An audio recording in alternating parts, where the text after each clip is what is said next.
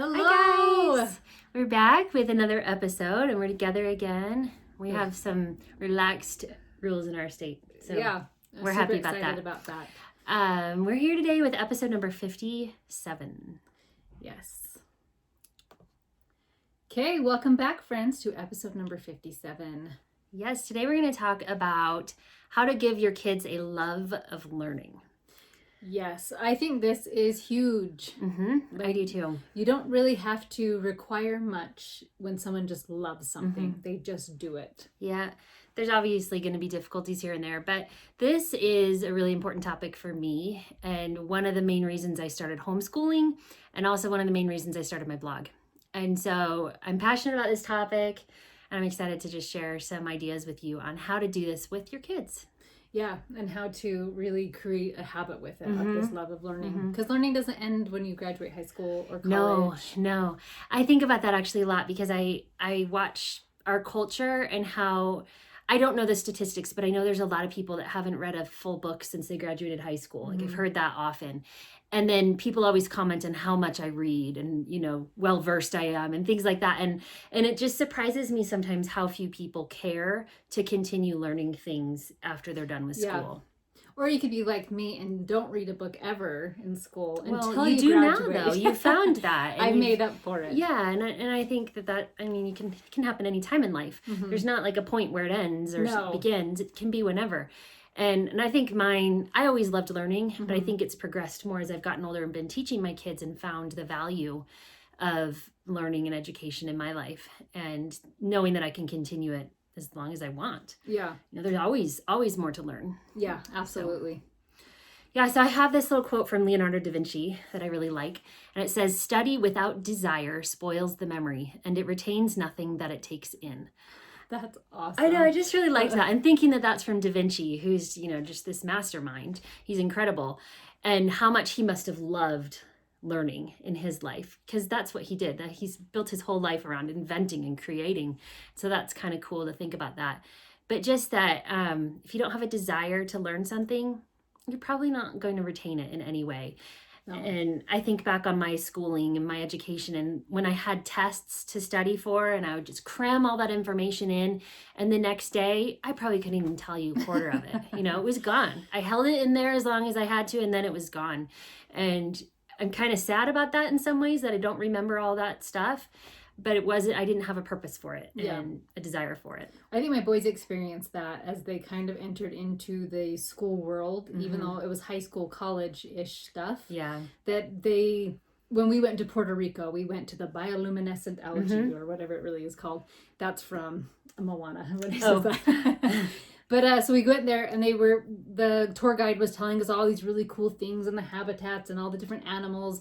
And our boys were like, hey, we think we had to learn all this for Ocean 1080, whatever their class was. And they're like, we don't remember any of it because we didn't care at all. But funny. As the tour guide was telling us and we were experiencing it, it was like, oh, this is amazing. Yeah. I love this stuff. It mattered then because they were there experiencing it. Yeah.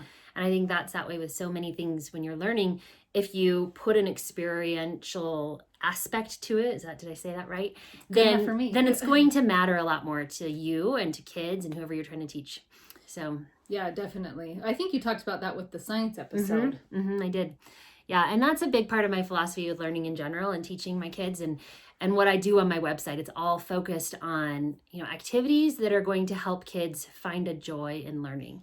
And when I started doing those things with my own kids, I started them for that purpose because I wanted them to keep that love of learning. My oldest, he was the one I started homeschooling with, and he had this voracious appetite for learning from his earliest age, and he just wanted to know more and more and more. And I watched that, and I remember being in school and watching the kids think the opposite about learning and thinking, oh, I hate school, I hate learning, I hate this so much. And I was so sad that if I put him in school that he would lose that. And so that was one of my main motivators with him, was I really want him to keep this, and how can I do that? And so homeschooling was one of the ways that I found that I could do that with him. And I'm really glad that I did, because he hasn't lost it. And he still just loves learning and eats it up. And so that makes me really happy that I've been able to help him retain that. That's awesome. Yeah. So My website, I focus on creating activities that can help parents and teachers, homeschoolers, whoever wants to do those things with their kids and encourage and retain that love of learning that kids really do naturally have. It's just often stomped out of them. Yeah, I'm actually reading a book right now, and sorry, it's called something like this, but it's another follow-up of the Charlotte Mason book. And so I could look through my Amazon history and find the exact book. But it was talking about before the 1960s and the 1970s, this was kind of the idea of and the philosophy of education is shorter subjects and more engaging. And then they changed it and took religion out of schools and God completely out of schools. And then and added the testing in. Yes, and adding the testing in and all of that stuff. And then we've seen such a huge decline in academics and education. Yeah, that's so true. So I just have some tips for you guys today to help you with your kids, to help you retain that love of learning, or to maybe create it if they don't have that yet. I don't think that that's something that can't be created if they've lost it. Yeah. So note that also. If you have a kid who hates learning, these tips can help you too. Yeah. So I think number one, and this is something that I think is really important to do, is letting your kids be involved in the choosing of what they're learning about. Yes, I think this is huge. Yeah. So every year when we're preparing our next school year, I sit down with my kids and I ask them, what do you want to learn this year? Is there anything in particular that you really want to learn more about? And so I let them help choose. And that's often, the science and the history topics, or maybe not. Maybe it's learning to write a book or whatever it might be. But whatever that is, they always have a few things that they really want to learn about. I make sure and I incorporate that in the books that we're reading and the things that we're studying that year, because that's going to make them really want to learn and really want to do those lessons, because it's something that they chose and they care a lot about. And it was interesting is like Brigham is 9. He's 3rd grade, I believe. And he wanted Egyptian, and he was had heard of Cleopatra, he'd heard of King Tut. So he wanted to read some stuff with that. So that was cute. But as my other kids, as they got bigger, they actually chose, Porter, who's my second son, chose difficult economics books that I thought, I would have never assigned this. It's over my head. I'm sure it'd be over your head. And so it was interesting as you give them this passion and just kind of step out of the way and just kind of help them choose the books, that how much more capable they are than what you maybe even think that Yeah, definitely. I watched this video today and I couldn't for the life of you tell you the guy's name, but there was this man talking about I'm sorry, I can find it and link to it, but this man was talking about his education growing up, and his father was a teacher, yet he hated learning. And so his father said, well, then I'm not going to make you go to school, because school shouldn't be a punishment. And so he took him out of school and he took him to the library, and he said, just find things that you want to read. And so he would have him read, and he started with philosophy, and he wanted to learn philosophy as a 10-year-old. And he started just learning and studying, and his father would have him read a sentence and then write a question you have about that sentence. And that's how he would go through his books with him. And I thought that was a really cool idea, but he let him pick what he wanted to learn about. So it's kind of neat. That's really fun. Okay, so my next tip is to share things with your kids that you are passionate about. And I think this is really important, because I think kids need to see that we still are passionate about learning new things and that it matters to us as well. And when they can see that you're excited about learning something, they can recognize that, oh, learning can be really fun. Even my mom still likes to learn things. Yeah. And so the more you can share those things with them, whether or not it's something they're terribly interested in, just letting them see that you are passionate about something new. This is fun. My husband, we talked about before, is a linguist, and he speaks many languages, and he is currently he's studying Greek to understand the New Testament better. So he learned Hebrew to understand the Old Testament better, and Greek for the New Testament. And he loves about their mannerisms and the way that they would say something. Like he says, well, this is what it means back then. So during scripture study, it's really exciting to have him share new things he's learning and new things he's studying about. And it inspires some of my other kids to look up other languages. Or they'll do Duolingo, because dad's always doing Duolingo and dad's always reading other languages. So maybe they won't speak as many languages as he does, but they're understanding the importance of words and the way that you say things and the history of them. I love that. Because I would not have inspired that. Yeah, and that's not something that I know much about either. Yeah. So me neither. Another tip, and this comes from the Thomas Jefferson Education Principles, and I sort of agree with it. We'll talk about that, but I like the phrase, and it's inspire, not require. And I think that the inspiration is really important, finding a way to inspire them to want to learn. I do think, however, that there are some things that kids need to be required to do, but I like the way you said it. Say what you said. Yeah, it's finding the why behind it. Yeah. And so why are we studying history at all? Why does that matter? And just giving them a reason why behind it, and the why do we have checklists? Yeah. Why do we do these things? And so that's been something that's come up with one of my sons who thinks like a certain skill in our home is pointless. And my husband went through, like, when you have a job, these are things that will bless your life with your job. You'll just get fired. In our home, nothing happens. Right. But this is a skill for the rest of your life. So having a required, but not like, I'm going to punish you, yell at you, get really mad at you, but like, this is for your betterment. So and then helping them understand the purpose. Yes. Yeah, that's great. Thanks. I probably said it more eloquently when it was just us. It was perfect. The next one is to make their regular subjects more focused around things that they love. And this is kind of the same as the first point, but like, for instance, if you want them to read a book for history or whatever it is that you're wanting them to read, let them choose a book that is focused around the topic that they're interested in. Like, maybe it's Egyptian history. For my son, for science, we studied animals for probably 6 years because it meant so much to him and he wanted to know every single detail he could. So we studied ocean animals, and then we studied land animals, and then insects. We did the whole Apologia animal series, and he loved it so much. Like, he just couldn't get enough of it. And he was thrilled every time we would pull out the science book. It was the best day ever. And so if you can find that thing that they're so excited about and focus whatever subject you can around that topic, they're going to love you and love doing it. Yeah, I think I agree with that so much. And sometimes, you like, if you're at a buffet, you don't know everything you like. So sometimes you do slip in a little bit. Like, here is Marie Curie. And my daughter ended up loving Marie Curie and her story and everything. And maybe she wouldn't have without a little bit of like sampling. Yeah. But it wasn't forced on her. Like, hey, this is her. And I got a cute little picture book. And then she wanted to know more. And so I think sometimes of giving them a little bit of taste of somebody, an artist, or exposing them to different works of art or different composers. And it's like, ooh, this one speaks to me. I want to know more about this one. Right, because how are they going to learn about them otherwise if you're not? That's what we're here for, is to give them those things. It's like a platter of cool things that they get to sample and pick from. And often for their literature books, I do the same thing where here's a stack that you can choose from this pile.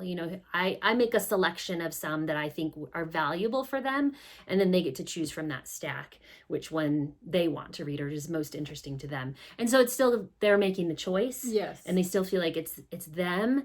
Mom didn't make me pick this book, but it gives them more say in what they're choosing to learn about. And I love that too. So 2 of my kids have decided to read Les Mis. And I honestly would have given up by now because they're like... Brennan just finished it. Oh, did he really? Yeah, he finished the whole thing. Oh, man. They're like, back to the boring parts again. Like, exciting part, come back. And so it's been interesting, but because they chose to do it, they keep reading it and keep finishing it.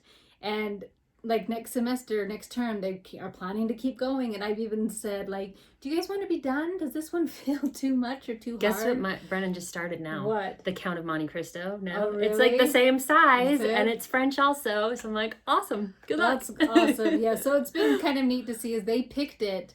Like, I would have never assigned them Les Mis, especially their 6th and 7th grade. Yeah. And they just are plowing through and picking at it. And I think, well, that's so funny. I think it's amazing. Yeah. All right. Next, make sure to expose them to a variety of learning styles.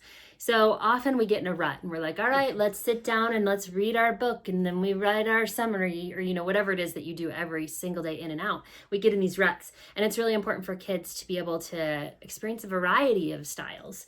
Change it up in whatever way you can. Add in a more hands-on component once in a while. You don't have to always do that. That's harder. But it's important for them to have that kind of variety. We do a lot of hands-on activities, but we also do a lot of sit on the couch and read.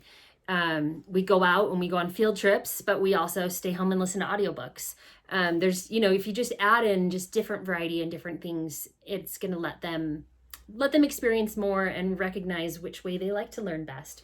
But you know what I like with that, as you're talking about it, it makes me think of our ADHD episode, which is so perfect for kids with ADHDs to mix it up and not having it be completely repetitive. Is. Yeah, definitely. So that's probably really speaks. Yeah. That's like you're super passionate about it, right? I guess that's true. I hadn't thought of it that way, yes. But I do think, like for me as a learner, when I was in a classroom, that was really important for me too. When a teacher would do something different than the norm, it was really exciting and it made that day special. And I would usually remember that lesson more because it was different than the norm. So I think just in terms of us as learners, it's good to have that variety. Yeah, I think it's fun too. We just switched up our science in the middle of our term because the other one wasn't working. So we switched to just experiments.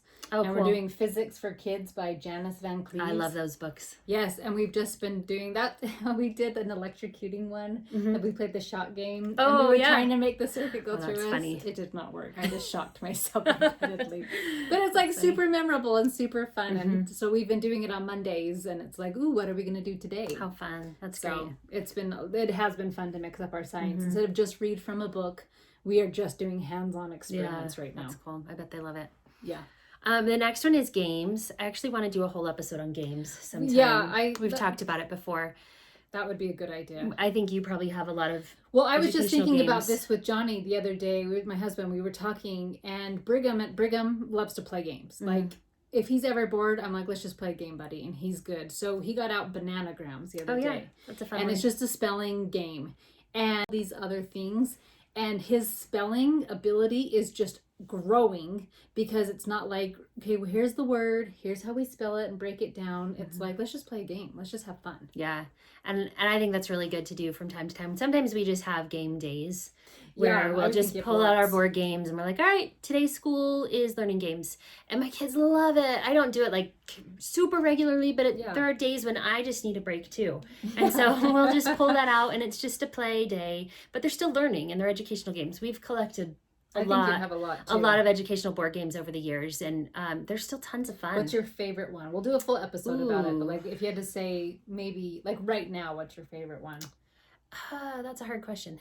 We have this fun one I think it's called Shut the Box or something like that. It's like this square, and we have a math and a spelling version, and you have to like flip down these little tabs, and it's a lot of fun. There's like addition and spelling, and it's a really cute one that my kids have been playing a lot lately.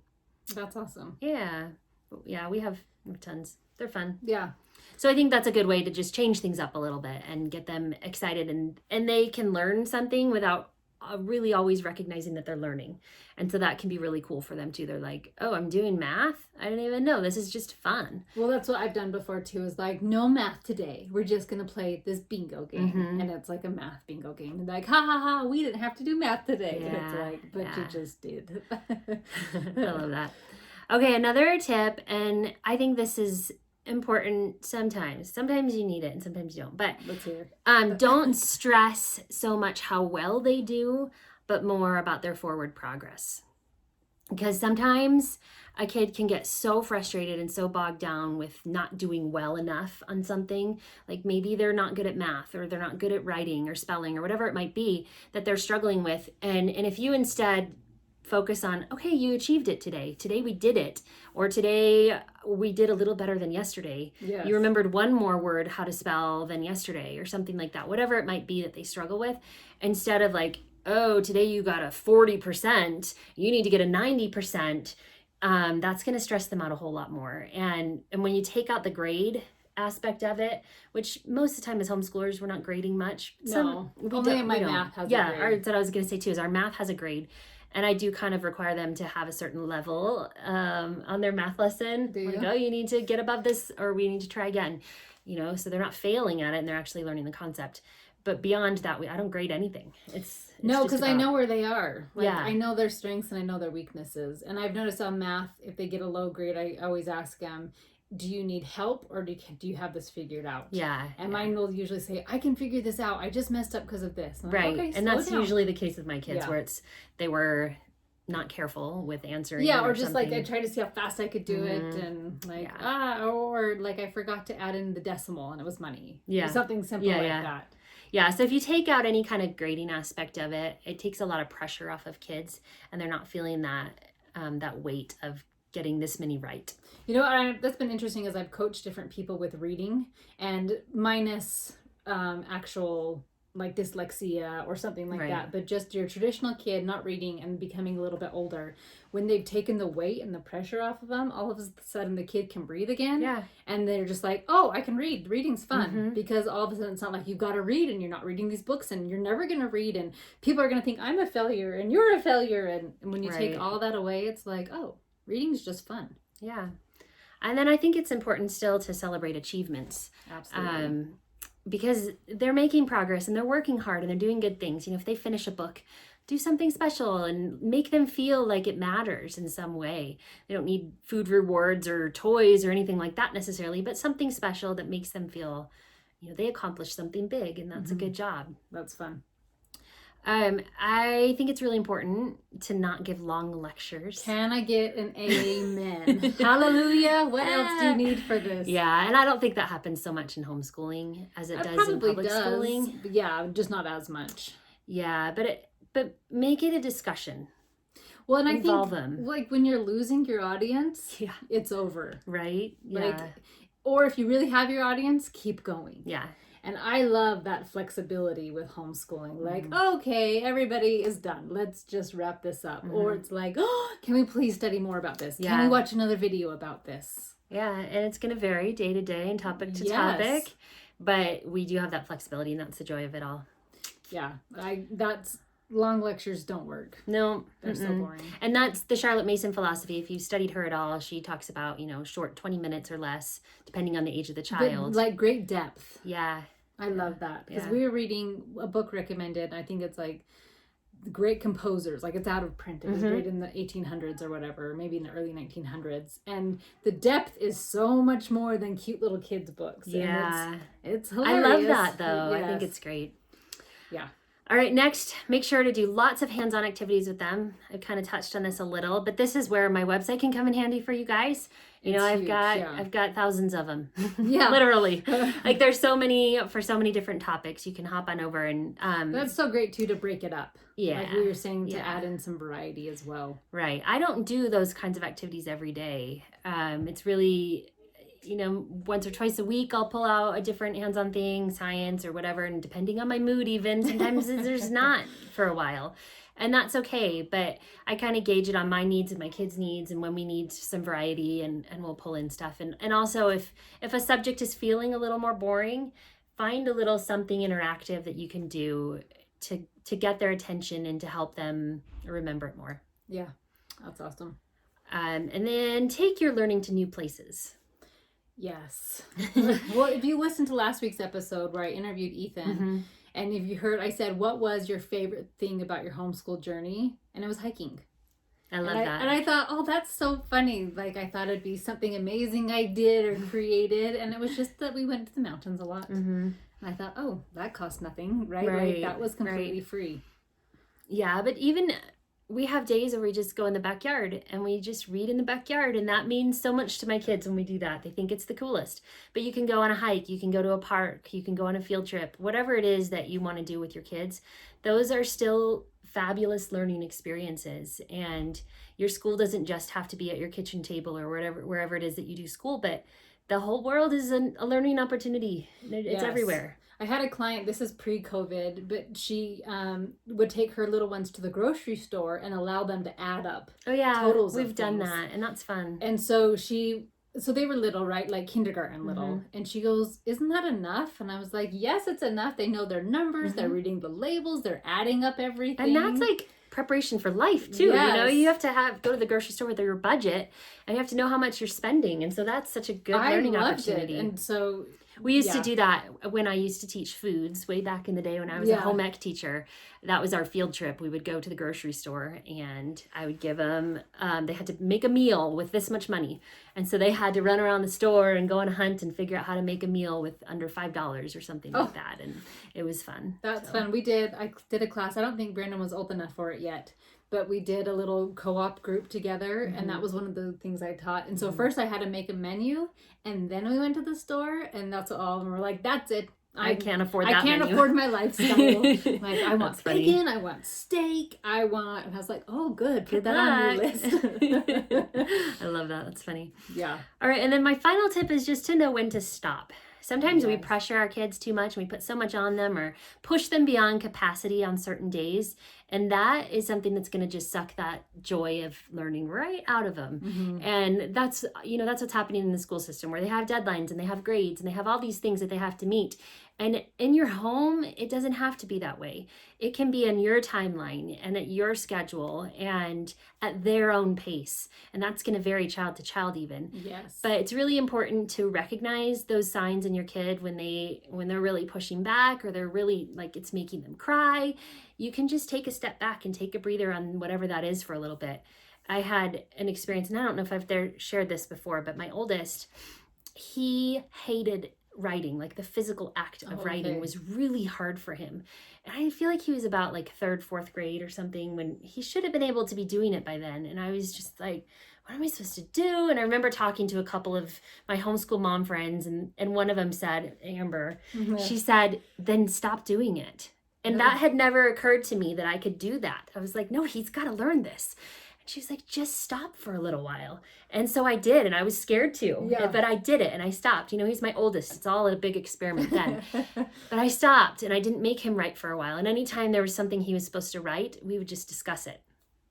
Okay, let's talk about that. Tell me what your answer is. You don't have to write it, no big deal. Yeah. And we just did that for a whole school year. And the next year, when writing came around, it wasn't even that big of a deal. He was like, okay, and he'd write, and he has terrible handwriting and terrible spelling, and that's okay. He's a phenomenal reader, and now he's gotten better at all of that. He's high school now, and he can do it all now. And he's like, I learned through typing and spell check how to spell things. Every time I would see I spelled something wrong, I'd remember, oh, I'm not good at that word, and it would stick in his mind. And so it eventually evened out, and he can do it now. But sometimes like that, you just need to just take a step back and take the pressure off for a little while, and they'll get through it easier. That's awesome. Yes. So you head over to, so this is the whole philosophy.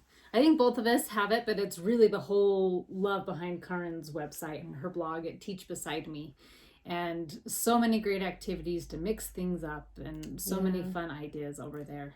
Yeah, I'll share a link to some of my, like I have a whole category of hands-on learning, which is pretty much half my site, but I'll share a link to that so you guys can hop over there and find some fun things to do with your kids. Awesome. Thanks for tuning in today, and have a wonderful week. See you guys. Bye.